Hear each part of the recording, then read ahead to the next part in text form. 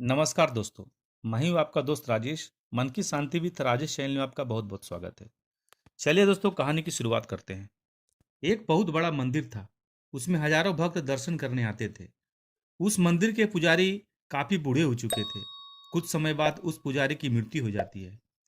उस मंदिर में अब एक पुजारी की आवश्यकता होने लगी। उस मंदिर के महंत ने यह घोषणा कर दी कि जो कल सवेरे पहले पहर आकर सही तरीके से मंदिर में पूजा करेगा, उसको ही मंदिर का पुजारी बनाया जाएगा। मंदिर बड़ा होने के कारण मंदिर के पुजारी की आमदनी भी बहुत थी।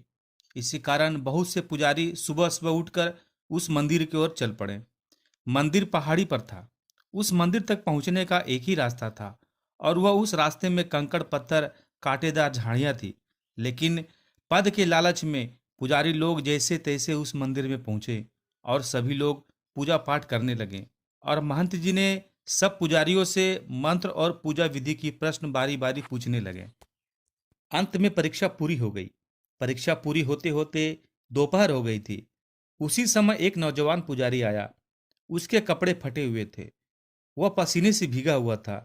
देखकर वह बहुत गरीब लग रहा था। महंत जी ने उससे कहा, तुम बहुत देर से आए हो, परीक्षा तो समाप्त हो गई है।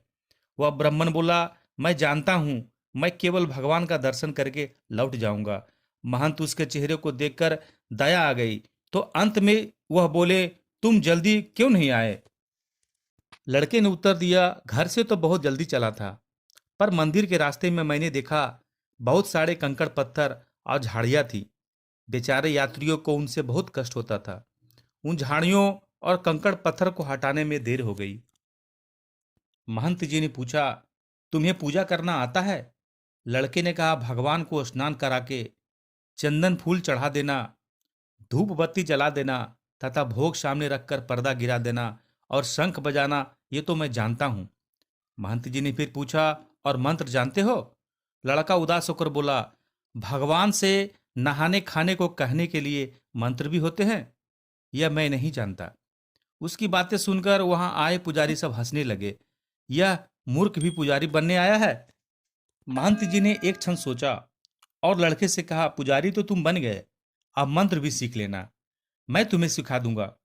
महंत जी ने फिर कहा, मुझसे भगवान ने सपने में आकर कहा था मुझे मनुष्य चाहिए। वहां पर आए पंडितों ने गुस्से में कहा, हम लोग क्या मनुष्य नहीं हैं? इतने पढ़े लिखे विद्वानों के होते हुए एक ऐसे आदमी को पुजारी बना रहे हैं जो मंत्र भी नहीं जानता। यह पंडितों की अपमान की बात जान पड़ती है।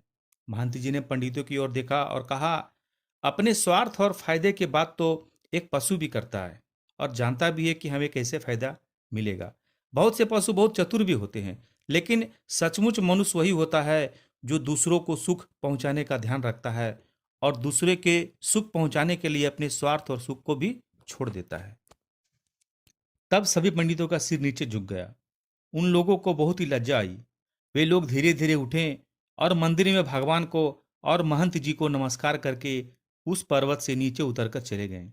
दोस्तों, इस कहानी से हमें यह शिक्षा मिलती है कि हम भूल जाते हैं कि हमें भगवान ने इंसान बनाया था, पर हम सब लालच और स्वार्थ के कारण हम एक दूसरे की मदद नहीं करते और हम मनुष्य होके भी जानवर की तरह रहते हैं। धन्यवाद दोस्तों।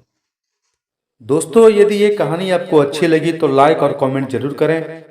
और यदि आप इस चैनल पर नए हैं तो हमारे चैनल को सब्सक्राइब जरूर कर दें और बेल आइकन को ऑन कर दें ताकि आने वाली अच्छी अच्छी कहानियां आप तक पहुंच सके।